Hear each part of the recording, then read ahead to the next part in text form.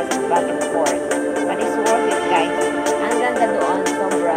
Okay, when you are on your way to Leavenworth, Washington State, ito, parang ito, nasa gitna ng kabundukan. Ayan, napaka-kataas ng mga bundok papunta doon.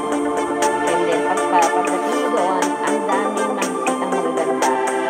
So, it's like, Leavenworth is a premier destination for family vacations, holidays, recreation, and getaway. So, makikita nyo doon ang daming mga tao. Ayan, daming pumupunta, dinadayo talaga.